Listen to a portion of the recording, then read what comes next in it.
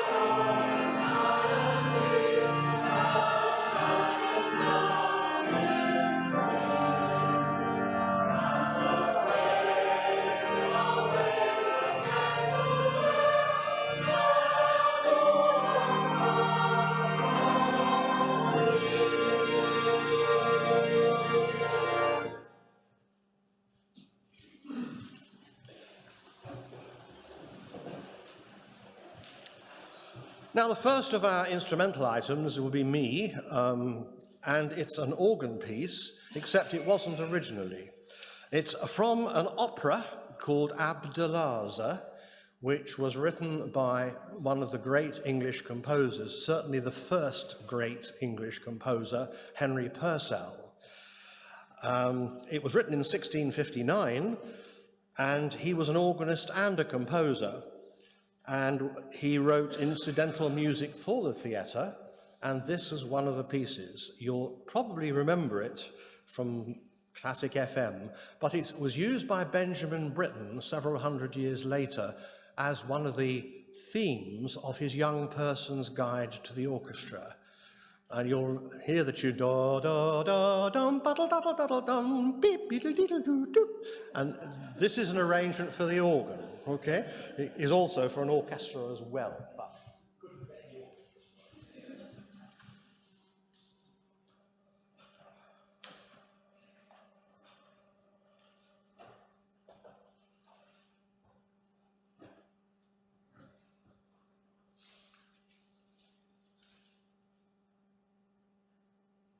all the organists here are all with different length legs.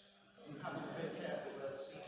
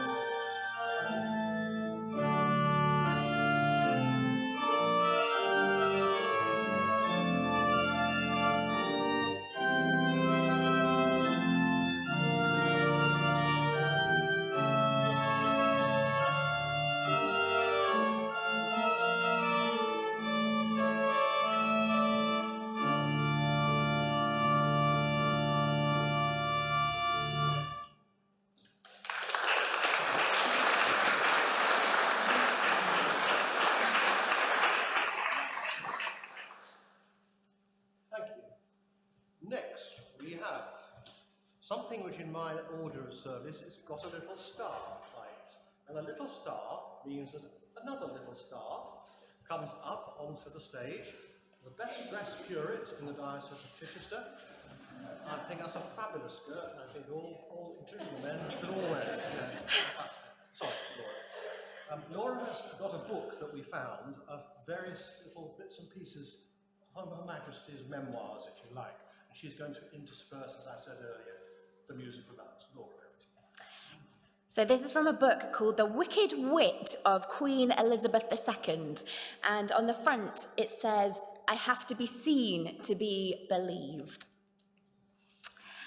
When we think of the Queen, our perception is one of dignity and authority. She is a serious figure. Her Majesty, the British monarch and head of the Commonwealth. But as anyone who has ever met her will tell you, in person she is very warm and human, with a well-developed sense of humour. Look at it another way. Could she have survived all these years doing what she does without being able to see the funny side of life? The former Archbishop of Canterbury, Dr. Rowan Williams, has said that the Queen can be extremely funny in private. Having never had any contact with royalty before taking up his post, he had no idea what to expect. During numerous meetings, he discovered someone with real personality. I have found in the Queen someone who can be friendly, who can be informal, who can be extremely funny in private, and not everybody appreciates how funny she can be. He also realised she is quite prepared to tease and to be teased, and who, while retaining her dignity, always doesn't stand on her dignity in conversation. At her coronation on the 2nd of June, 1953, in Westminster Abbey, Queen Elizabeth II took the coronation oath, vowing to serve her people and maintain the laws of God. What none of the 8,000 guests packed into the Abbey, or the millions watching on TV sets around the world heard, was the Queen's frantic whisper to Archbishop Geoffrey Fisher to "Get me started." Friction between her heavy state robes and the carpet had her firmly fixed to the spot, and she needed a firm push to get her going. In a radio broadcast later that evening, Elizabeth pledged, "Throughout all my life and with all my heart, I shall strive to be worthy of your trust." For over 60 years, she has done just that. And what a reign. Born in a time when one did one's duty, didn't spill the beans, and emotions were kept in check, Elizabeth has seen society change beyond all recognition. When she ascended the throne, Britain was a drab place, still in the grip of post-war austerity and rationing. The coronation gave a huge boost to sales of television sets, strictly black and white, with only the BBC until 1955. Only 30% of homes had washing machines, a mere 15% owned a fridge, and fewer still possessed a telephone. The world has changed rapidly since that time, for the Queen as much as for her subjects. The swinging 60s, with their message of peace and love, gave way to the strikes and three-day week of the 70s, the shoulder-padded get-rich 80s, and the poll tax riots of the 90s, and the hope of a new millennium. Prime ministers have come and gone. The Queen has appointed and met with them all, coming close to the record set by her ancestor, George III, who saw off 14 prime ministers. The royal family has faced ructions, rifts, scandals, divorces and deaths, including that of Princess Diana, when the fate of the monarchy itself seemed precarious. Following the emotional outpouring after Diana's death, the monarchy had to adapt. The past formality had to be relaxed, and gradually, the public has been allowed in to see the real person behind the crown. The Queen learned to show more of the warmth and cheeriness, the human side of her character that friends and family who were close to her had always known was there, and her public love her for it. As the Queen says, "Let us not take ourselves too seriously, for none of us has a monopoly on wisdom."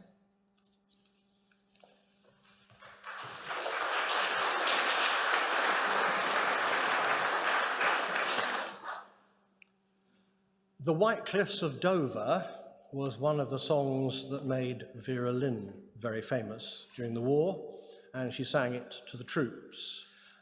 This was written by Noel Gay. No, it wasn't. It was written by Nat Burton. I knew you'd get that one wrong. And Interestingly, there were three versions of it. One that has disappeared, but Glenn Miller and his band had another version of the White Cliffs of Dover. But the one we are hearing tonight is the Conservatoire of Music version from Old Manor Road. And it's a version scored for violin and piano. So, ladies and gentlemen, Hannah is about to play. Please do feel free to sing in the chorus.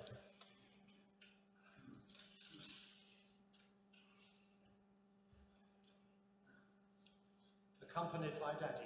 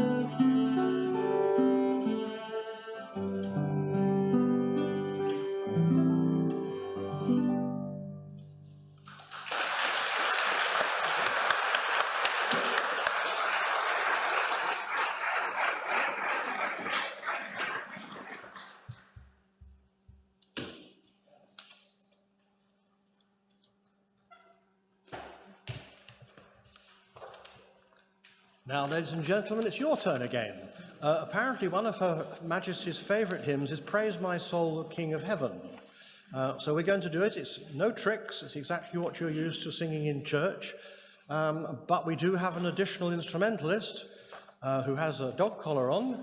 So you might know it's not Laura, but it's the boss. And she is going to play the trumpet. She's been practicing this for weeks and weeks and weeks.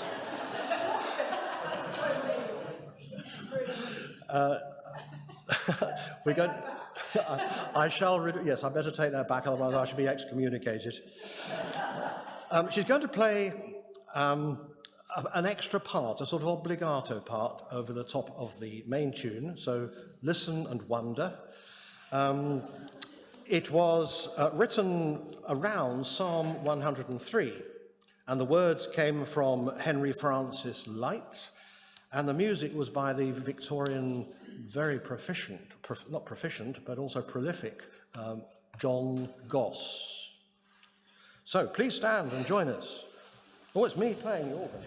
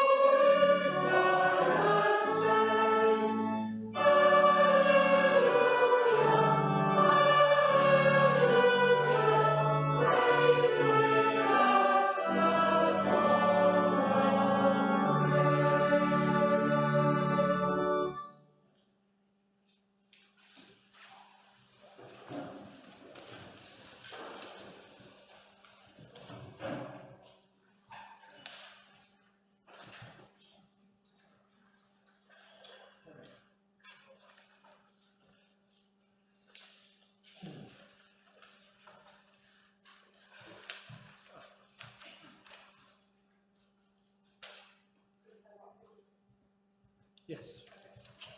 Had to get my cards. Now the next piece, as you can see, the bishop is about to play, is called it depends who you ask what it's called. You will probably know it as the trumpet voluntary, but interestingly enough, no one is 100% sure, A, who wrote it and for what. But the majority view is it was written by Jeremiah Clarke. But the trumpet voluntary itself was played not on a trumpet originally or on an organ, but on a harpsichord. And then it got changed as the years went by. They reckon it was written in about 1700. So this is either Jeremiah Clarke, possibly Purcell, and possibly Anonymous. But either way, Natalie is going to play it. I'll go around this way, it's safer.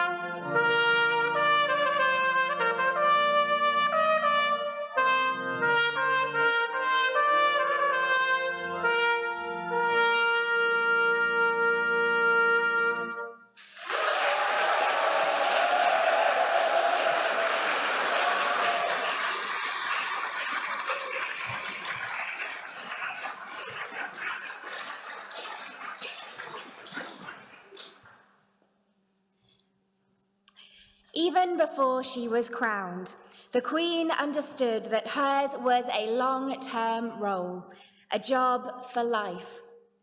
At the cathedral service to mark her Silver Jubilee in 1977, the Queen declared, "When I was 21, I pledged my life to the service of our people, and I asked for God's help to make good that vow.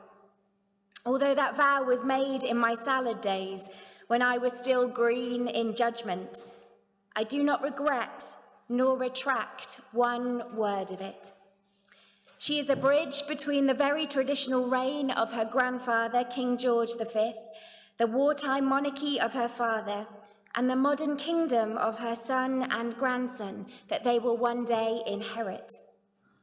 The Queen, ably assisted throughout by Prince Philip, has kept the firm together and taken the royal family forward into the 21st century, while relaxing some of the boundaries that have kept the royal family at a distance for so long.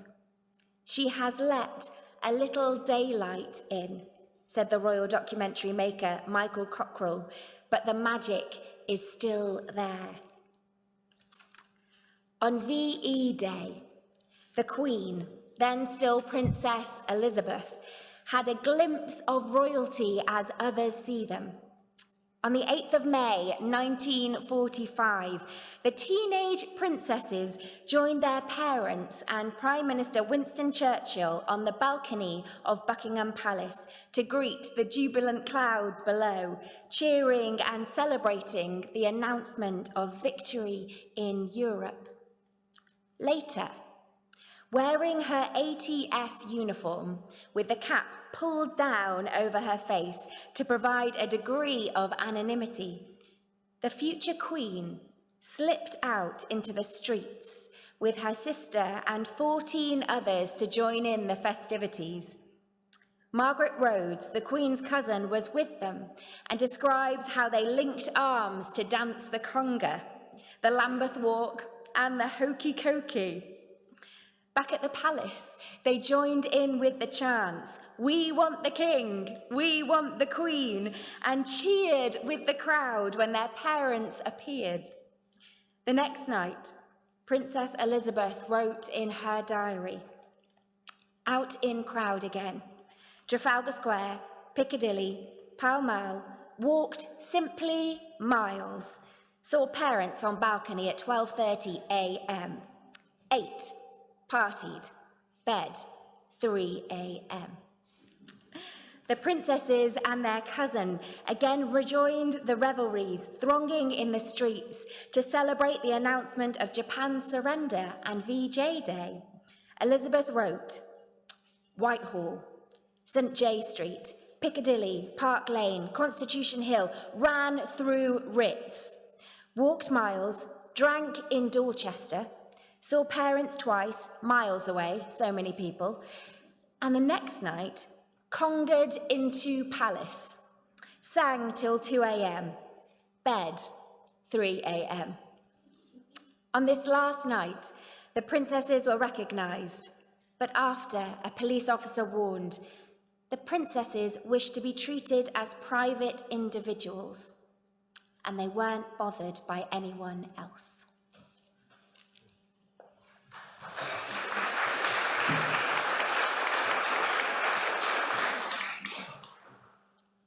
In 1737, King George II decided that he rather liked Handel's Zadok the Priest, and it's been used at every coronation since 1737, and Her Majesty had it as well, no less.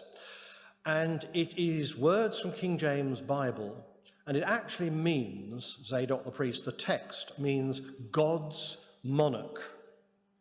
Not the people's monarch, not the country's monarch, but God's monarch. And at that point in time in the service, the monarch who is being crowned commits him or herself to God. And that is where this comes in. Now, it's usually sung as an anthem with the Westminster Abbey Choir. I tried to get them to come tonight, but they were otherwise engaged. Fortunately, we have Dave, And there is a very often played organ arrangement of this, and Dave's going to play that now. So this is a magnificent piece of music, and it is well suited to the organ, and you'll recognise it, I'm sure. Dave, thank you.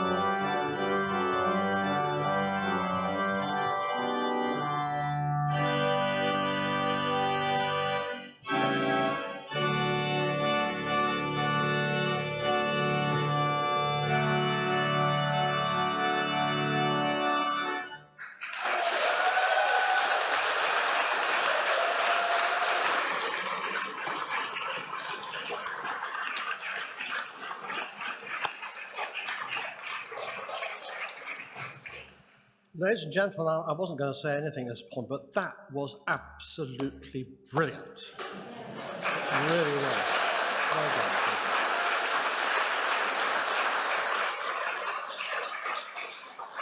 done. I knew we had to have Zadok the priest in this concert, so I thought, well, shall I play it, or James, or Dave? And I thought, well, James, if I asked him, would have turned a gentle shade of pale and said, no, thank you. And I thought, no, I'll let the younger man have a go at it. But he has a keyboard in his train, and he goes up to Victoria, driving the train, and he has a keyboard. He switches it on to automatic pilot, goes through all the red signals, and that's the result. So well done, Dave. Brilliant. Thank you. I meant to tell you the words of that, which was stupid of me to forget. The words from King James Bible to Zadok. Zadok the priest and Nathan the prophet anointed Solomon king, and all the people rejoiced and said, God save the king, long live the king, may the king live forever. Amen, amen, alleluia. What words to have in the middle of a coronation service. So thanks for doing that, Dave. That was brilliant. Laura, thank you.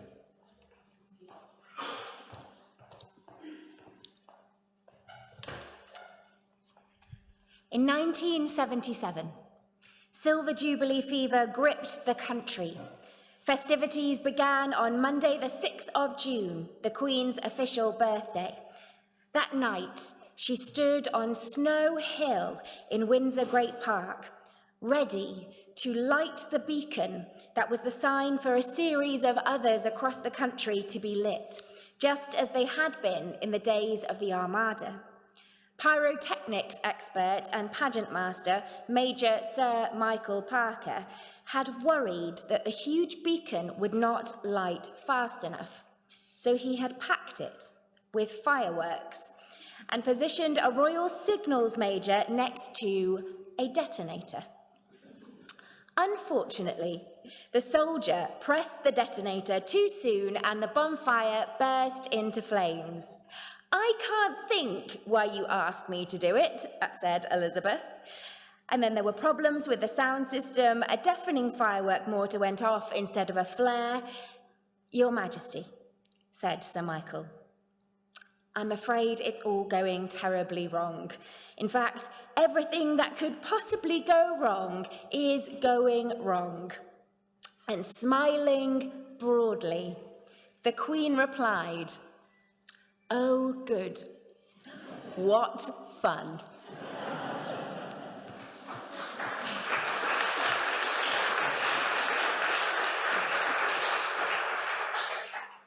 If I say to you, the Chinese laundry blues,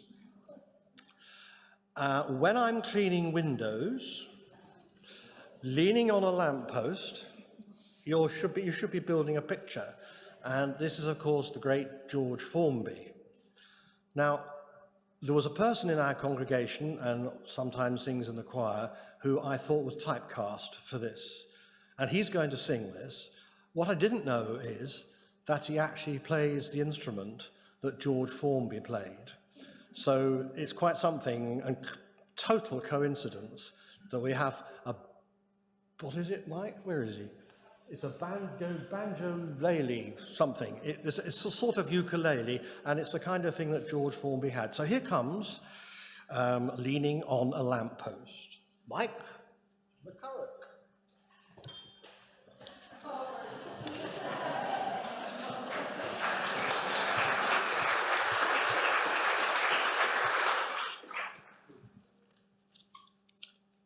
Congratulations, Mark. I gather you're watching on Zoom. I hope you have a great evening. So, I had hoped to be playing the electric guitar on the roof, playing God Save the Queen, but George wouldn't have it, so it's this instead.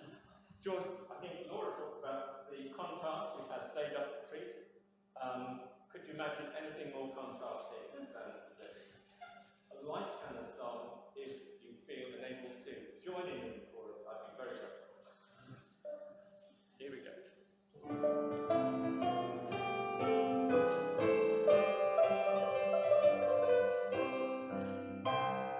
Leaning on the lamp, maybe you think I took a trap. Maybe you think I'm hanging round to steal a car. But no, I'm not a crook. And if you think that's what I look, I tell you I lie here and what my motives are. Here we go. I'm reading on the lamp down the corner of the street to kiss certain little lady on the side. I call the little lady on the side. I don't know if she'll get away, she doesn't always get away, but anyway, I hope that she'll try. Oh, I hope the little lady comes by. There's no other girl I could wait for. She's the only one I would break for. She wouldn't have to say why she's late for. She'd never leave me flat. She's not a girl like that. She's absolutely wonderful and marvelous and beautiful, and anyone can understand why. I'm leaning on the lamppost at the corner of the street in case a certain little lady comes by.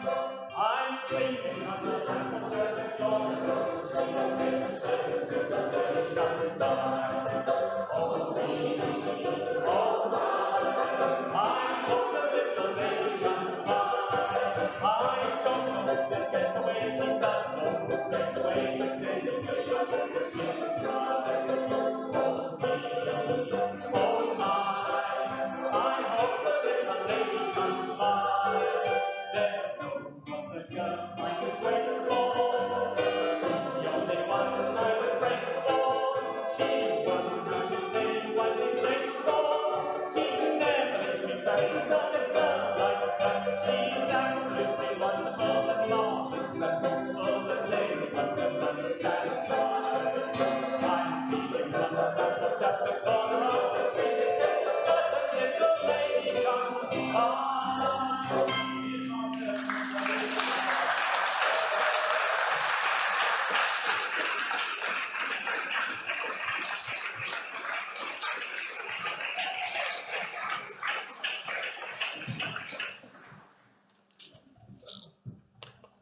Well, it's like Sunday night at the London Palladium, isn't it? Oh, goodness me. What's this? Oh, and it's the word. Gosh, the words in true McCurrock script. Look at all this. What an honour to be able to look at them. He shot himself. All right, Mike. Oh, right. Well, that's dead. Right, next we have you again, folks. The Lord's my shepherd, the 23rd Psalm. There are 3 very much used versions of that and lots more that were written besides. We have the Brother James air, do do do do do do do doom doom do do doom doom doom. That's often used with our wee Scottish connections. And then there is the new one from the gentleman who lives down the road in Brighton, whose name has completely gone from my head. Oh, yeah, of course, Stuart Townend. We often use that one in this church, and there's the one that's probably the most famous of all, which is called Crimond. Many people have this on very memorable occasions in their family, maybe the wedding or a funeral, something like that. And it's called Crimond, and this time it's James on the ivories. Thank you, James.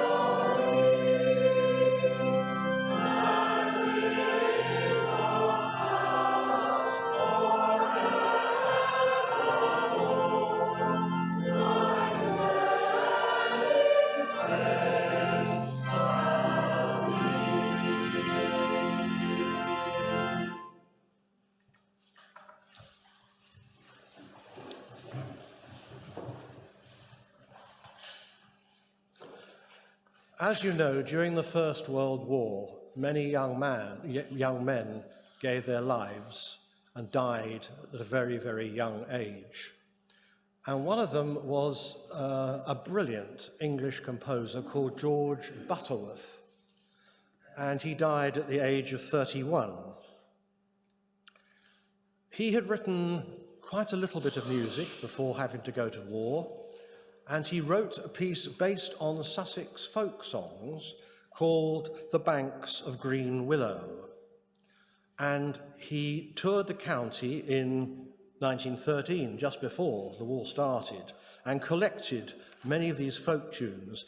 There are definite links, for example, with Lower Beeding and with Billingshurst. And he put these into an orchestral suite. And it was the last thing, one of the last things he ever wrote. And James is going to play this now. It's an organ arrangement of an orchestral piece, but if only he'd been able to live longer, who knows the greatness that he would have attained. So, George Butterworth. Thank you, James.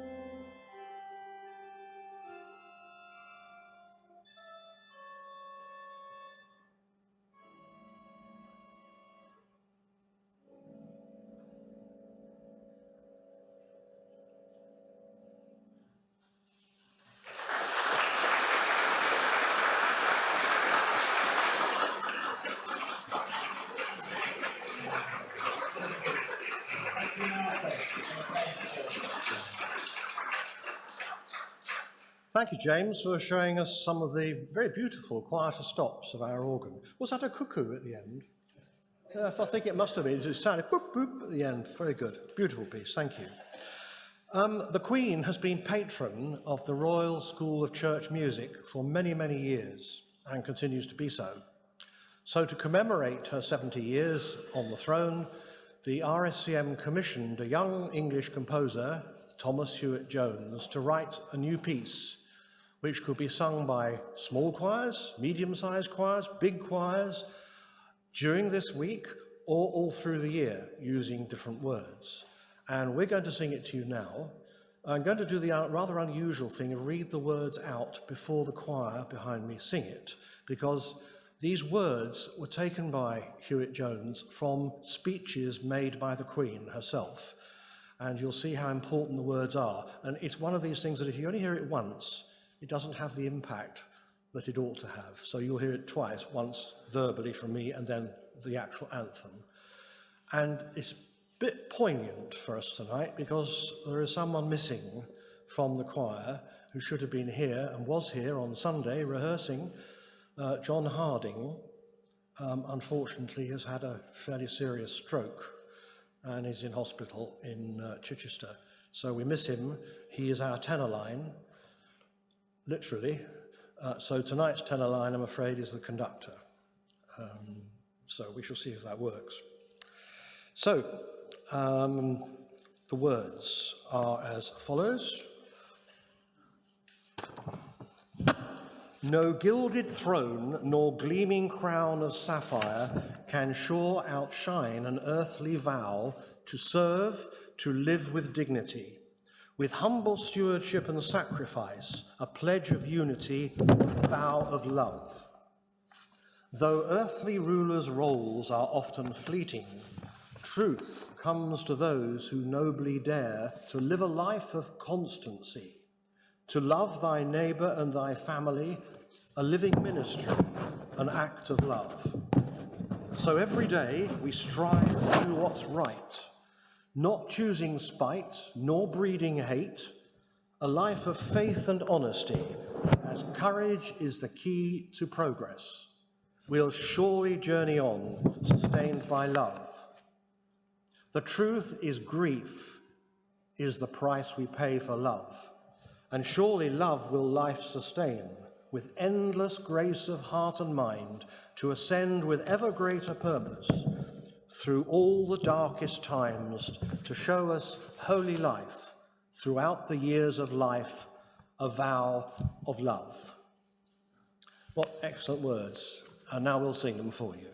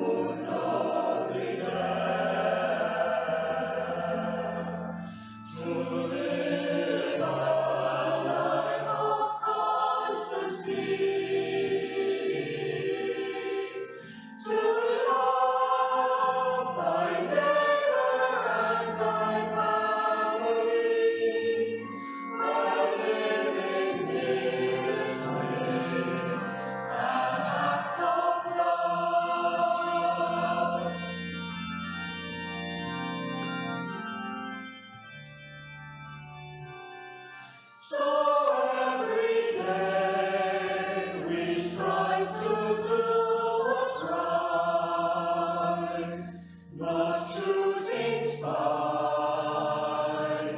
nor breeding hate. A life of faith and honesty, as courage is the key to progress, will surely journey on, sustained by love.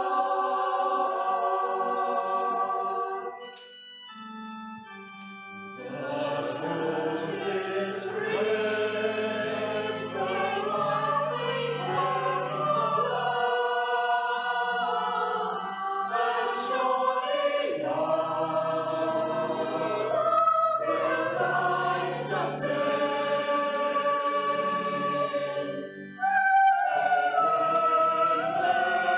Praise of heart and mind,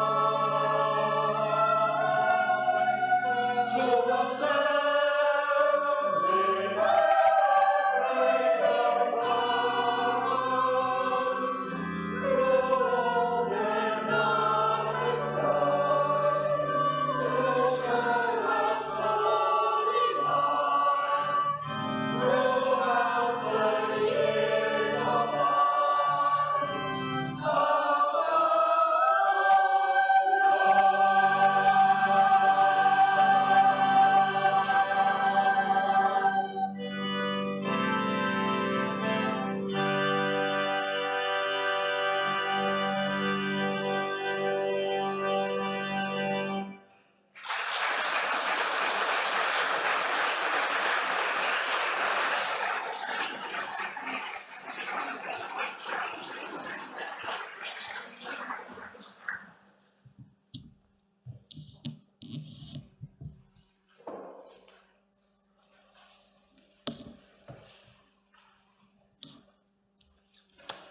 I feel sure we'll have to again in the year. We'll do it perhaps on a special occasion. It's just a really good, strong tune, very well written, I think. Now we come to Laura. Sounds surprised, George. No one can doubt the Queen's strong sense of duty, and her finely honed notion of what's right and proper seems to have developed at an early age. Ever the responsible older sister, she advised Princess Margaret when they were still children, "If you see someone with a funny hat, Margaret, you must not point at it and laugh." I'll remember that next time I see a bishop.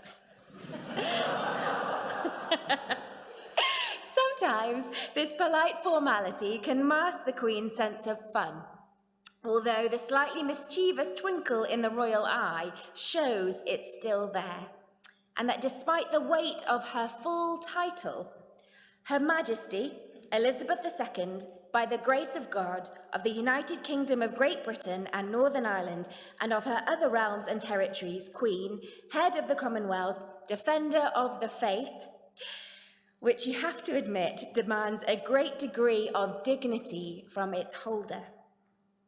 As the actress Helen Mirren, who played the part of Queen Elizabeth II to great acclaim, observed, "To be that consistent for that long is amazingly comforting.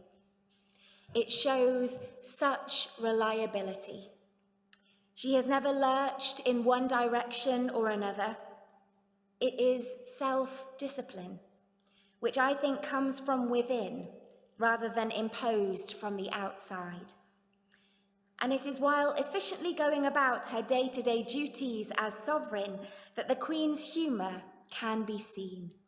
In the private looks and laughter she shared with Prince Philip and other members of the royal party, and in her very public delight at right occasion.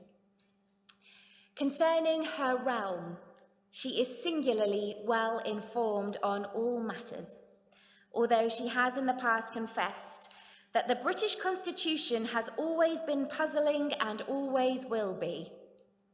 But it is perhaps a knowledge of the country's people, rather than its political workings that has equipped her so well for her long reign, especially their love of tradition, one in particular. At a reception in Buckingham Palace, one of the guests arrived late and missed his allotted place in the queue of diplomats waiting to be introduced to the Queen.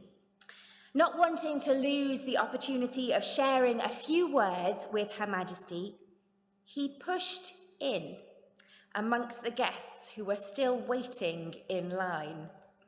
But when he finally reached the Queen, he was met with nothing more than a cold stare, a raised eyebrow, and the firm arms of officials who led him away.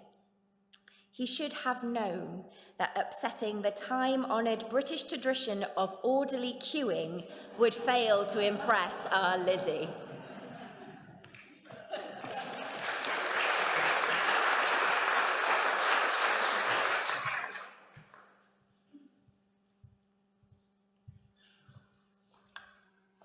We come now to very nearly to the end of our concert, and we're going to sing together one of the great hymns, Jerusalem. Now, be careful what I say, but I know some churches where the clergy refuse to have Jerusalem at a wedding, because the words have got absolutely nothing whatsoever to do with weddings. But it's the tune that people tend to remember, and that was written by Parry, of course, and who lived in Rustington.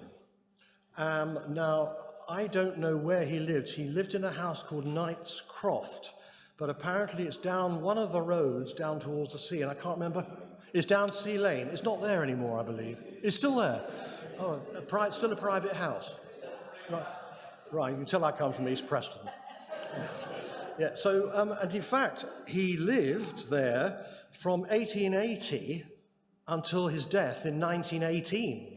So he was in Rustington for a long time. And I know there's a rumour that he used to sunbathe nude in the back garden. And that caused quite a stir, as you can imagine, at the time. I wasn't there at the time, but the words, of course, great words by William Blake, so we can really raise the roof. And we have the vicarage trumpet consort again.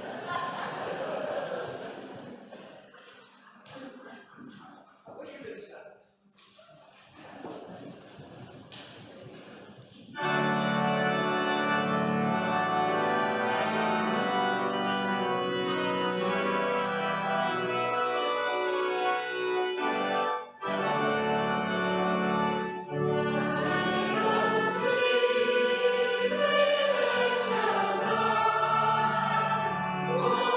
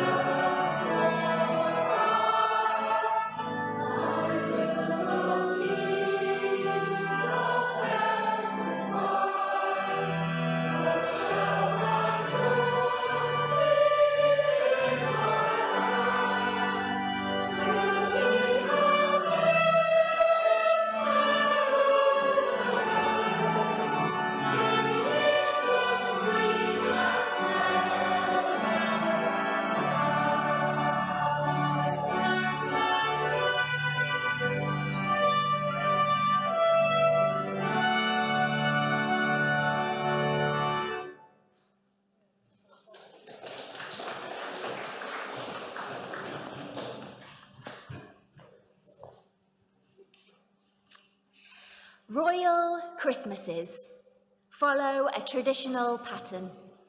The celebrations usually take place at Sandringham. Like her grandfather, George V, who first chose the Norfolk house as the setting for the family Christmas, the Queen prefers the more homely atmosphere there. She also has many happy memories of Christmases there with her own parents. For most people, the Queen's speech is part of Christmas. Broadcast at 3 p.m. British time, not everyone watches or takes in everything she says, but we know it's there. Reassuringly traditional, essential. During her Diamond Jubilee celebrations, the historian Simon Sharma reflected, "There is something simple and innocent, which people respect enormously in the Queen, and this comes through in her Christmas messages." In the Queen's Christmas broadcast of 1975, she said, "It does matter what each individual does each day. Kindness, sympathy, resolution, and courteous behavior are infectious." Her first televised Christmas speech in 1957 stated boldly, "I cannot lead you into battle. I do not give you laws or administer justice, but I can do something else. I can give you my heart and my devotion to these old islands and to all the peoples of our brotherhood of nations." And on one occasion, when debating whether or not to drink a second glass of wine at Christmas lunch, the Queen Mother helpfully advised her, "Don't forget, my dear Lizzie, you have to reign all afternoon."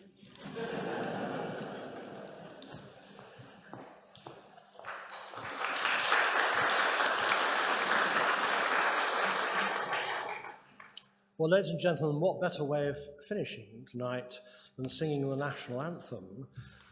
You may not know this, but there are actually 5 verses to the national anthem. Most people only know 1, some know 2, and possibly you know 3. But tonight we're doing 2, verses 1 and 2. And as we leave tonight, just think what it must be like to reign for 70 years. What a lady she is. Thank you for coming this evening. Thank you to my colleague organists, to our singers, to our instrumentalists. I hope you've enjoyed yourself, and a few memories from the past. Thank you to Laura, thank you to Natalie for being so supportive as always, and let's finish with the national anthem.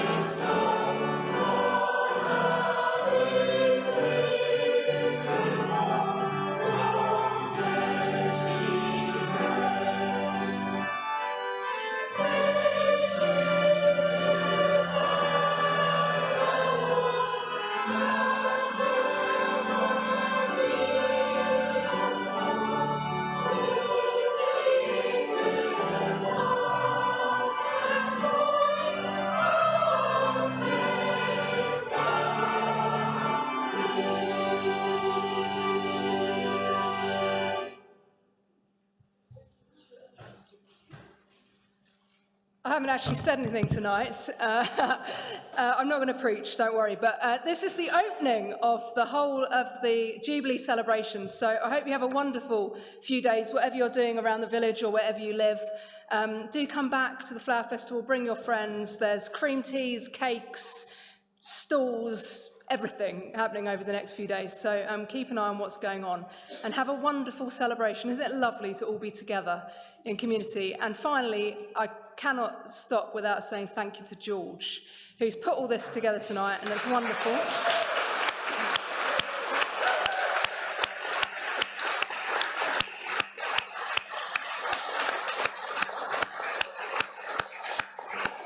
And thank you so much to Janice and the team of Flower Arrangements, who have just done an amazing job. Thank you so much.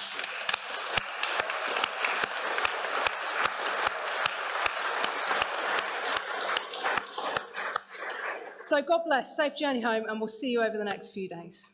Thank you.